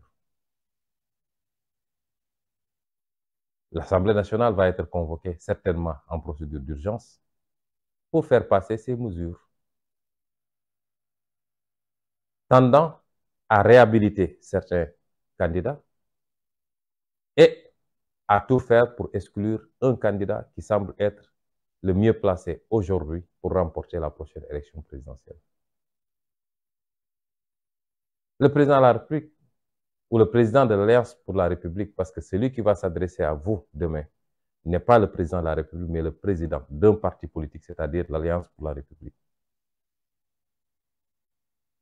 Ce président de la République, adepte de la violence, qui n'a pas rechigné à réunir des maires de son parti et à leur donner injonction d'aller former des milices pour s'attaquer aux populations civiles, ce qui est une honte dans une république, une déchéance même. Le président de la République va s'adresser à vous demain. Il n'y a que deux hypothèses. Soit il déclare ne pas être candidat, ou alors il déclare sa candidature. Je voudrais anticiper sur ces hypothèses, parce qu'il ne faut pas qu'on se laisse endormir. Je le dis et je le réitère, c'est le prolongement d'un complot exclusivement pour écarter un candidat dont le système, dans toutes ses composantes, le système, dans toutes ses composantes, elles ne sont pas seulement politiques, ne veut pas aujourd'hui. Mais c'est une velléité d'écarter un candidat dont l'écrasante majorité des Sénégalais veulent. Il vous dira qu'il n'est pas candidat ou qu'il est candidat. Dans le premier schéma, l'objectif serait d'isoler totalement Ousmane Sonko et son parti. Parce que dès lors qu'il déclarera ne pas être candidat, dans sa conception des choses, ça lui donne la possibilité de relancer la persécution et l'exécution contre Ousmane Sonko et son parti politique. Puisque les gens, une bonne partie de ceux qui aujourd'hui sont dans la résistance, une certaine partie de ces gens-là, ils professent tous les jours que sa seule préoccupation, c'est le 3e mandat, sortiraient immédiatement du combat de principe que nous sommes en train de mener. Et certains Sénégalais, et peut-être une partie de la communauté internationale, se dira que dès lors qu'il a renoncé à une 3e candidature, le reste, on peut laisser passer. Et c'est cela le but de la manœuvre. Et ça passera par la relance de la machine judiciaire contre ma personne et une tentative d'exécution physique sur ma liberté en tout cas et politique sur ma candidature. Je voudrais dire aux Sénégalais que cela n'est pas acceptable. On a tendance à dire que le peuple sénégalais jusqu'à présent n'a jamais choisi, il a plutôt sanctionné. Nous avons une occasion unique de choisir. Tous les candidats qui remplissent les conditions, je ne parle pas des manigances judiciaires pour écarter un candidat, mais tous les candidats qui remplissent ces conditions doivent pouvoir aller à ces élections et laisser au peuple sénégalais et uniquement au peuple sénégalais le choix de choisir leur président de la République dans des conditions de paix, de stabilité, de transparence et de fair play pour tous les candidats. Et c'est pourquoi il n'est pas acceptable que toute cette machine soit mise en branle, que tous ces complots soient fomentés exclusivement pour écarter ma candidature. Quant à ma liberté, je voudrais rassurer tous les Sénégalais. Le président Macky Sall n'a aucune base légale pour m'arrêter et m'emprisonner. Il n'y en a pas. Ils ont prétendu avoir fait un jugement vicié de bout en bout, avec un juge complètement aplati qu'ils sont allés chercher à Oussouye, qui est apparenté à l'un des plus farouches faucons autour du président Macky Sall. Un juge qui, en l'espace de 2 mois, a été mêlé à 2 de mes dossiers, avec des positions que tout le monde connaît. Dans le premier dossier en diffamation, il était le seul parmi les 3 juges à réclamer une peine d'emprisonnement ferme. Et on revient 1 mois plus tard pour le nommer président de la composition qui devait juger l'autre dossier. Le monde entier sait que c'est une parodie de justice, qu'il n'en a absolument été rien d'un jugement digne de ce nom. Ils sont allés chercher d'Oussouye à 3 mois de ce procès. Et ce juge et une de ses assesseurs que nous connaissons bien, complètement à la solde du régime, a fait sa parodie pour aboutir à une condamnation qui fait du Sénégal la risée du monde. Vous accusez quelqu'un de viol et de menace de mort. En son absence, en l'absence de ses avocats, malgré son absence et celle de ses avocats, vous n'avez aucun élément pour le condamner des faits pour lesquels il était poursuivi. Vous l'acquittez pour aller inventer des délits qui n'existent nulle part dans un pays digne de son nom, dans une démocratie. Simplement parce qu'il fallait avoir une condamnation pour empêcher sa candidature. Qu'à cela ne tienne. Je voudrais simplement dire qu'au sortir de ce jugement, ils ont prétendu m'avoir jugé par contumace. Heureusement. Parce qu'aujourd'hui, le jugement par contumace, c'est comme s'il n'y avait pas eu de jugement. On juge par contumace lorsque l'accusé a disparu, on ne peut le trouver nulle part, et on dit, ne serait-ce que pour préserver les délais de prescription, on va faire un jugement par contumace. Est-ce que j'avais disparu? J'étais sur le territoire sénégalais. J'étais localisé quelque part, identifié. Je sortais faire mes déclarations. Je n'ai pas reçu de convocation. Je n'ai reçu aucune convocation pour venir répondre à un procès. Mais qu'à cela tienne toujours, qu'à cela ne tienne, quand vous jugez par contumace, la loi a dit, et je vais vous lire textuellement ce que l'article 341 du Code de procédure pénale a dit. Je veux qu'on m'écoute bien. Si les accusés jugés par contumace se constituent ou s'ils viennent à être arrêtés avant les délais de prescription, s'ils se constituent, j'ai la possibilité à tout moment de dire je me constitue. Ou si eux, ils prennent l'initiative de dire qu'ils viennent m'arrêter, ce qui est probablement ce qu'ils projettent après sa déclaration de demain. La loi dit, dans ces deux cas, l'arrêt de condamnation est anéanti de plein droit. Et il est procédé à nouveau dans les formes ordinaires, à moins que le contumax déclare expressément, dans un délai de 10 jours, acquiescer la condamnation. L'arrêt de condamnation est anéanti de plein droit. Ça veut dire que si je me constitue demain, ou si ils prennent l'initiative de venir m'arrêter,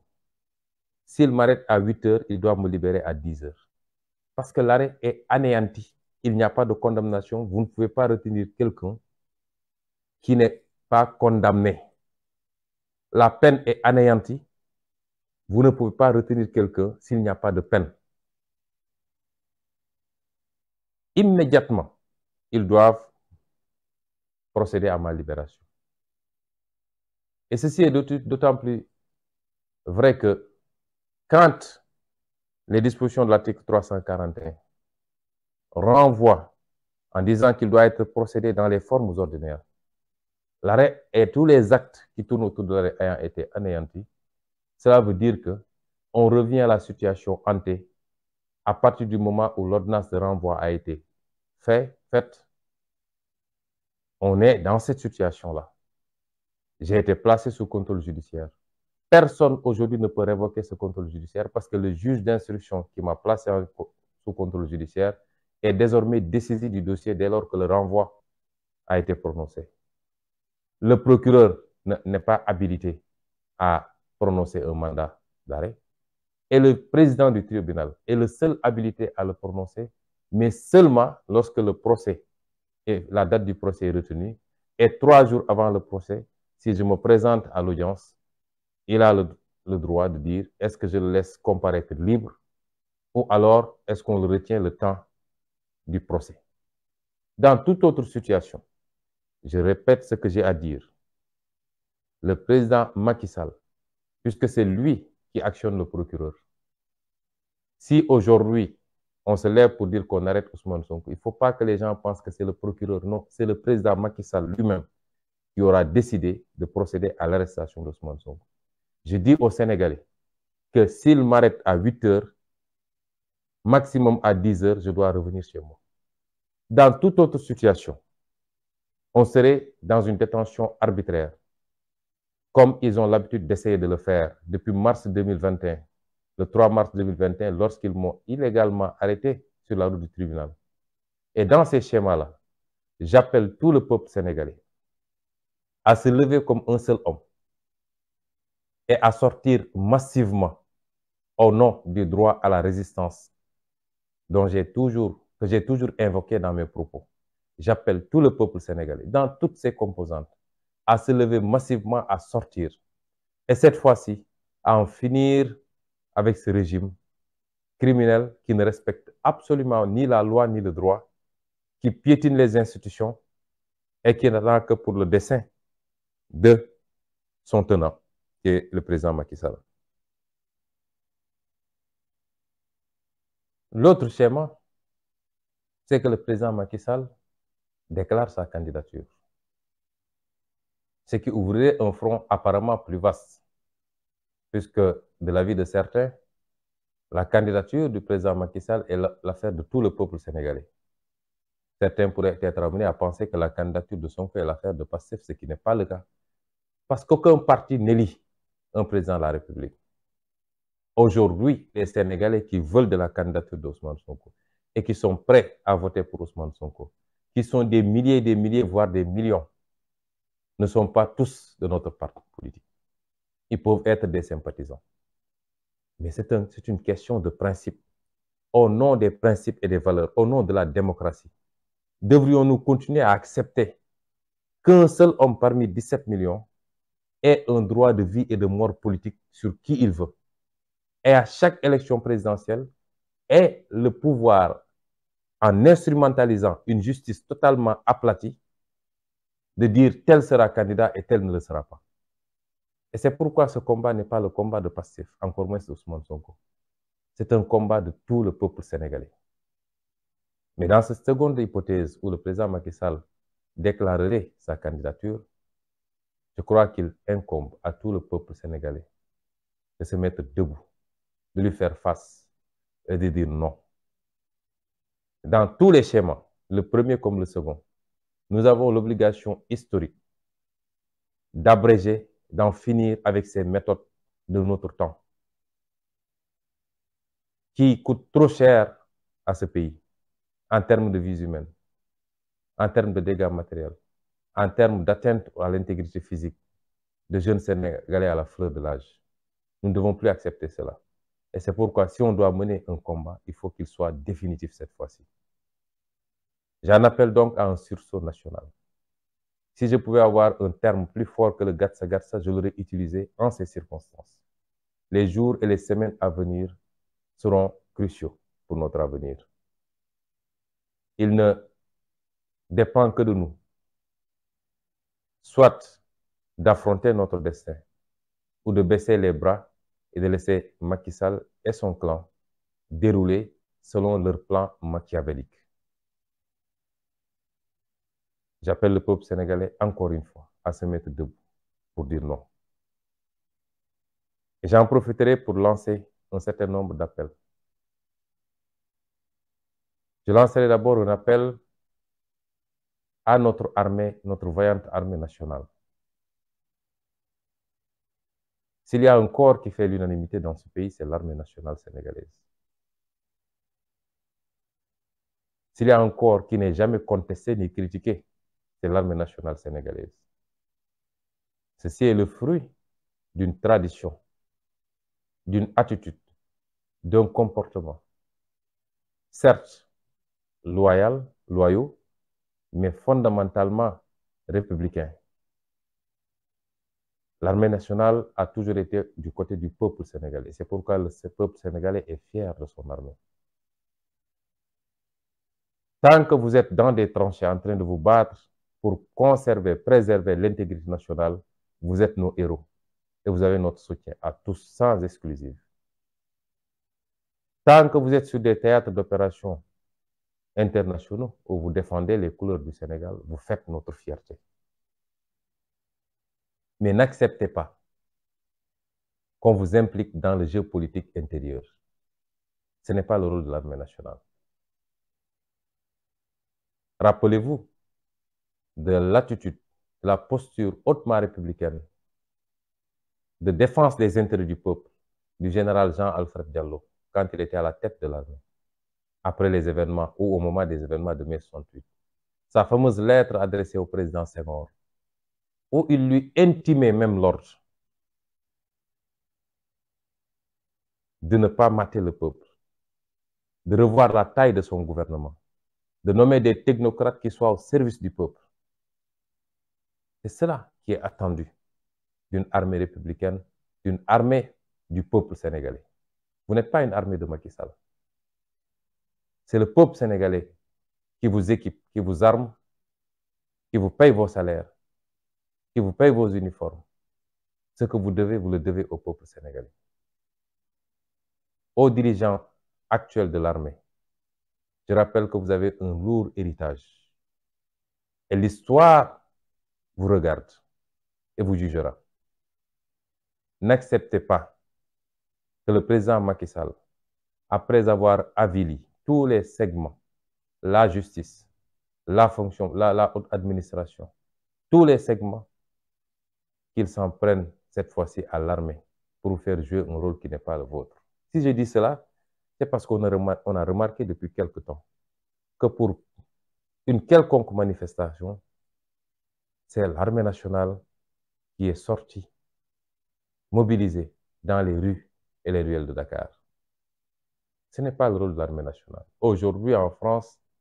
il y a des manifestations d'une extrême violence. On n'a pas encore vu l'armée nationale dans les 4 coins de Paris. Si c'est pour intimider les manifestants, ce n'est pas votre rôle. Certes, ma conviction demeure que jamais cette armée nationale ne tirera sur le peuple sénégalais. Mais elle n'a pas vocation également à intimider les manifestants en sortant. Et au surplus,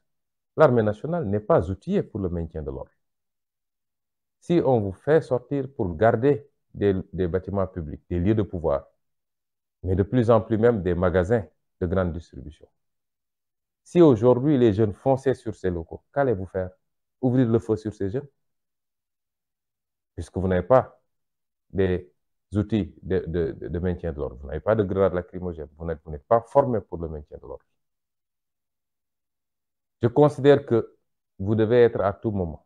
du côté du peuple sénégalais et laisser le jeu politique se faire naturellement. Le jeu politique en démocratie, c'est un jeu électoral. C'est un jeu du débat politique, du débat d'idées. Mais lorsque une des parties foule du pied toutes ces règles pour détourner toutes les institutions et écarter les adversaires politiques, mater le peuple sénégalais, le jeu politique se prolonge sur un autre terrain, c'est-à-dire le terrain de la résistance qui est un droit constitutionnel. Si la majorité du peuple se lève pour résister et prend le dessus sur les forces de maintien de l'ordre traditionnelles, même si cette majorité du peuple voulait marcher sur le palais, l'armée ne doit pas l'en empêcher, mais doit plutôt l'accompagner. Parce que c'est la souveraineté nationale qui se sera exprimée. La souveraineté n'appartenant qu'au peuple, lorsque la majorité du peuple ne se reconnaît plus dans un régime, et qu'il le démontre de cette manière, l'armée nationale doit être du côté du peuple. J'en appelle donc à cette armée nationale. Vous faites notre fierté. Nous voulons que vous continuiez à être ce corps qui est au-dessus de la mêlée, qui n'est là que pour le peuple sénégalais et qui va continuer à faire notre fierté. Aux forces de défense et de sécurité classiques, la police et la gendarmerie, transformées aujourd'hui en milices supplétifs du président Macky Sall, comme j'ai dit. Je voudrais les amener à revenir à la raison. Parce qu'ils n'ont pas été formés, outillés pour devenir des assassins. Et c'est ce que Macky Sall est en train de faire, de les transformer en assassins, en meurtriers. Si vous êtes dépositaire aujourd'hui de la puissance régalienne, si vous avez des armes, c'est pour protéger le peuple et non pas l'utiliser contre le peuple. Mais pire encore, je voudrais que vous compreniez que lorsque les choses vont dégénérer, vous serez les seuls à vous retrouver devant des tribunaux nationaux ou internationaux. Et la dernière sortie du ministre des Affaires étrangères devrait vous édifier, puisqu'elle a dit sur un plateau de télévision, d'une télévision étrangère, que ce ne sont pas des milices qui ont ouvert le feu sur les populations, mais bien les forces de défense et de sécurité, en invoquant la légitime défense. Ce qui vous enfonce, vous, les forces de défense et de sécurité. Comment on peut invoquer la légitime défense lorsque vous faites face à des populations désarmées qui n'ont que des pierres entre leurs mains? La légitime défense, et celle qui a dit ça, c'est très bien ce qu'il disait, puisqu'elle est avocate. Mais elle le fait exprès, parce qu'elle est politicienne, elle essaie de se laver à grande eau. Elle, son président, leur gouvernement, pour vous désigner, vous, comme les seuls responsables de ces tueries. Parce qu'elle sait très bien qu'en droit, pour qu'il y ait légitime défense, il faut qu'il y ait une menace proportionnelle. Une légitime défense qui a coûté la vie à quelqu'un, il aurait fallu que votre vie soit menacée. Mais tirer à bout portant des manifestants qui se trouvent à 50 mètres, 100 mètres, 200 mètres de vous, avec des pierres, ce n'est pas de la légitime défense. Il faut que la riposte soit proportionnelle à la menace. Et tout le monde sait qu'elle n'a pas été proportionnelle. En le disant, elle vous enfonce. Et c'est un élément de plus qui a été ajouté au dossier de la CPI. Si vous voulez continuer à jouer les Rambo pour Macky Sall, à tirer sur vos populations, le peuple sénégalais, l'histoire nous départagera, mais vous serez seuls à rendre compte et ça ne se passera pas bien, je puis vous en assurer. Redevenez des citoyens sénégalais, des patriotes. Comprenez que servir ne veut pas dire devenir des bêtes aveugles qui exécutent des ordres de manière irréfléchie. Ce n'est pas ça servir. Je voudrais enfin lancer un appel également à quelques partenaires internationaux, à des pays amis. D'abord la France. Je ne doute pas que la France soit un pays ami du Sénégal. Il est temps qu'on sache si cette amitié est une amitié dédiée au peuple sénégalais ou bien à une élite corrompue, violente, qui tire et qui tue son peuple. Oui, autant nous saluons l'attitude extrêmement professionnelle des médias français qui, lors des derniers événements, ont pu permettre au monde entier de voir ce qui s'est passé au Sénégal, là où les médias sénégalais n'osaient plus le faire ou ne voulaient plus le faire. Puisque ceux qui le font sont persécutés, leur signal est coupé pour un mois. Et d'autres refusent de le faire parce qu'ils veulent simplement jouer le jeu de ce pouvoir à l'agonie. Les médias internationaux de manière générale, et particulièrement les médias français, ont été d'un professionnalisme qu'il faut saluer. Oui, quand les choses sont faites correctement, il faut le dire. Ce n'est pas une faveur qui nous est faite. Ils ont fait leur travail, c'est-à-dire informer juste et vrai. Ces médias français sont allés jusqu'à mettre à nu les mensonges et les manipulations du gouvernement sénégalais sur l'existence de milices aux côtés des forces de défense et de sécurité. Nous vous en félicitons. Autant nous apprécions cela. Autant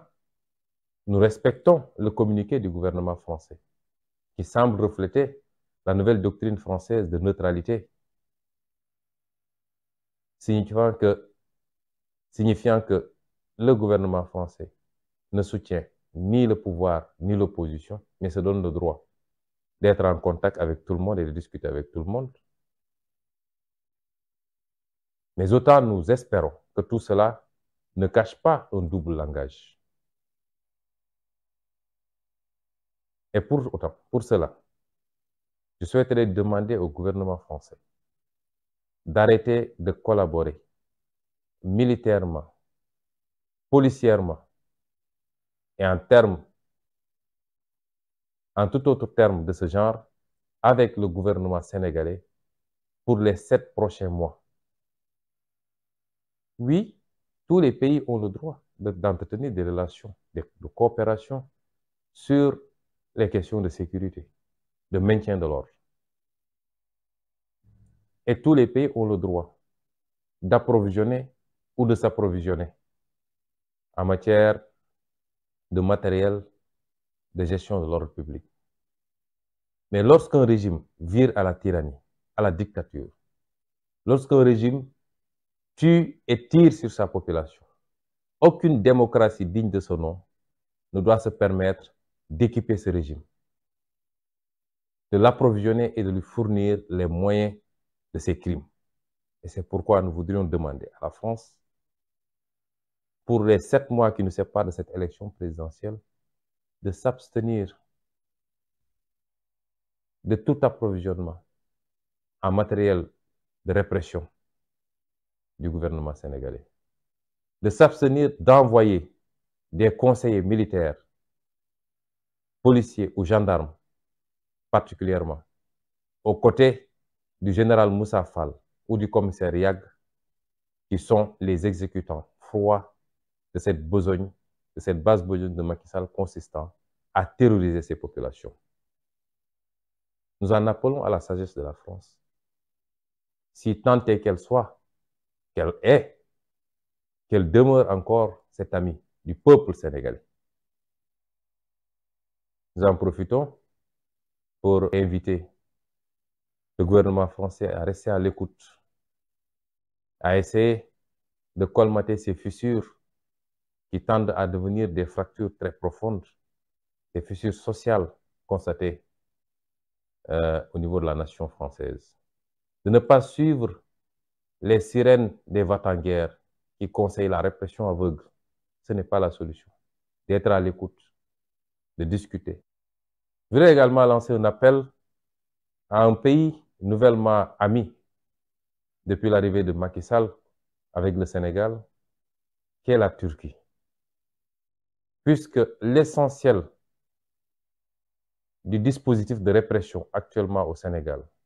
les engins roulants lourds, les grenades lacrymogènes, etc., l'essentiel de ce matériel provient de ce pays qui est la Turquie. Je voudrais inviter le président Erdogan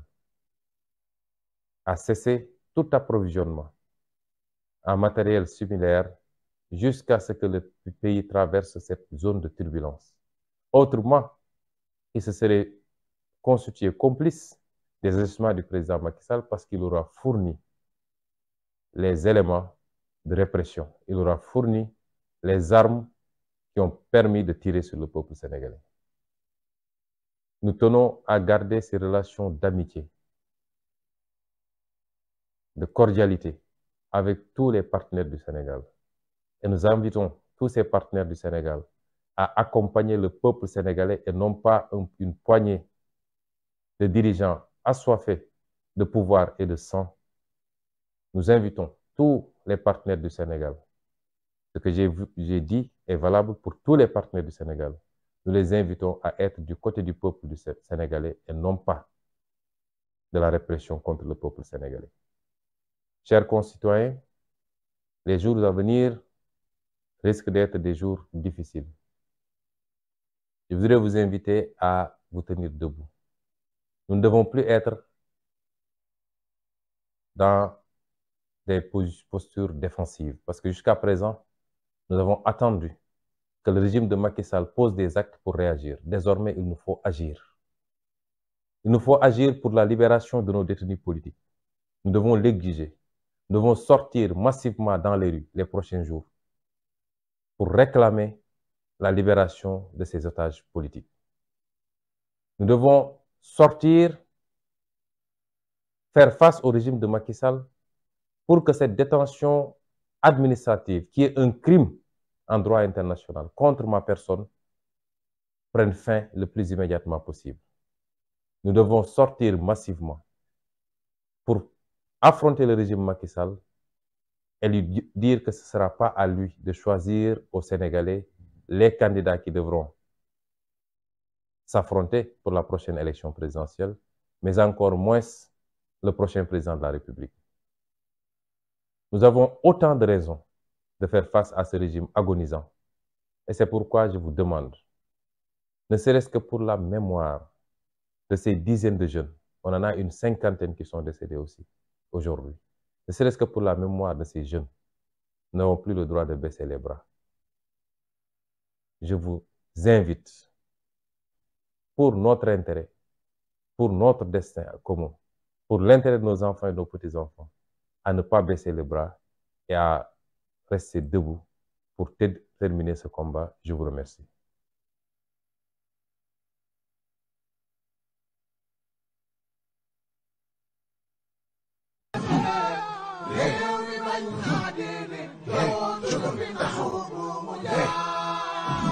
réew mi bañ naa